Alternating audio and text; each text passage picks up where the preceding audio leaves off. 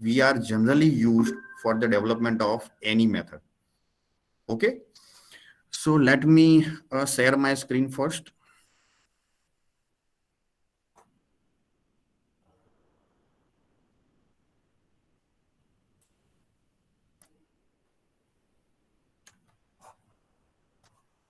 So my screen is visible.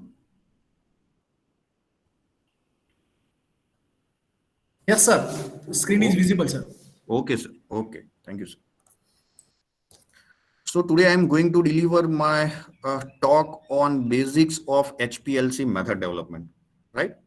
So as you all aware about ICH-Q2, right?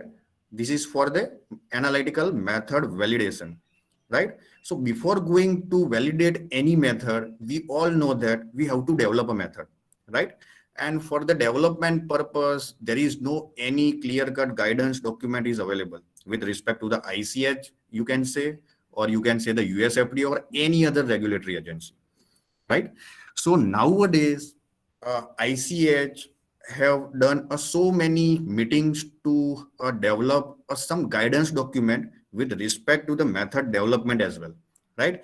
And they are come away with some ICH Q14. It is not a final documents, but they have done series of meeting to optimize that draft document, right? So we hope that in upcoming future we have a nice guidelines with respect to the method development as a name of ICH Q14, right? This is the recent update that I wanted to share with you.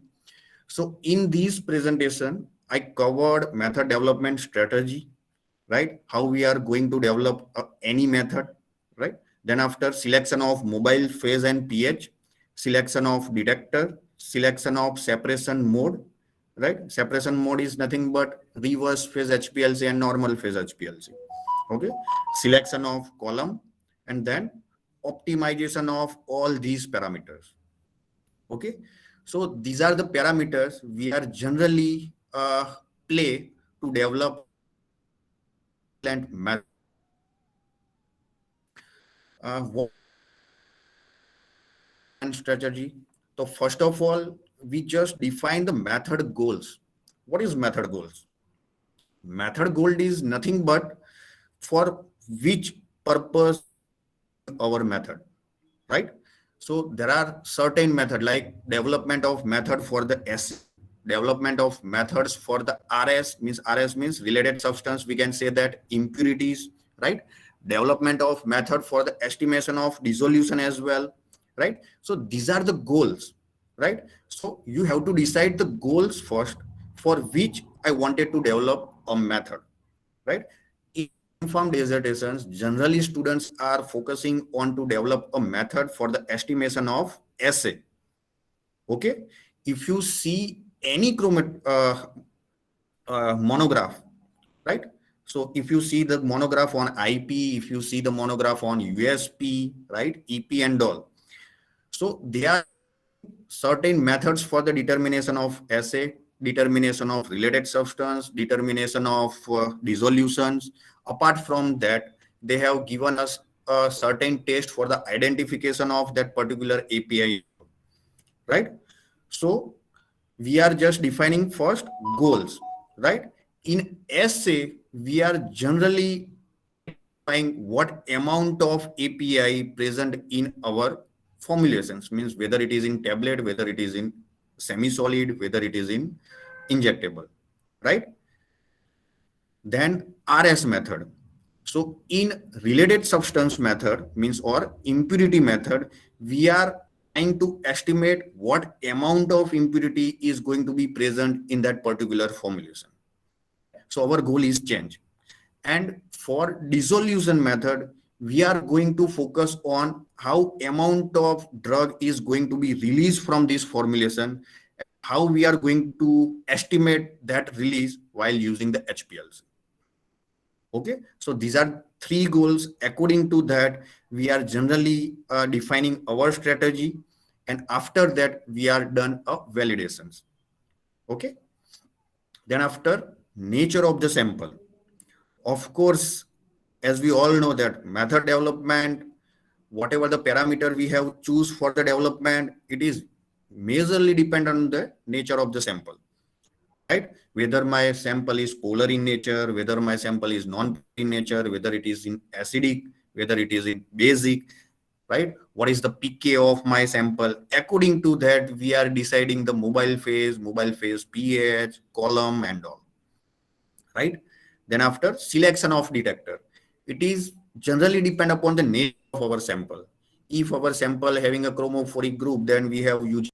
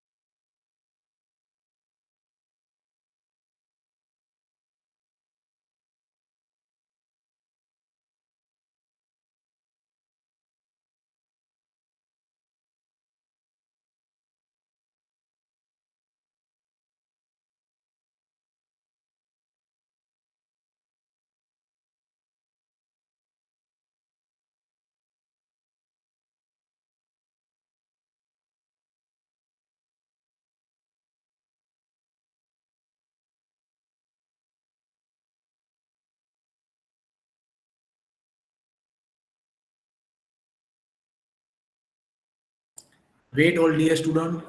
Maybe due to some connectivity issue, sir is rejoining. Okay, so we will update soon. So remaining participant, please remaining join.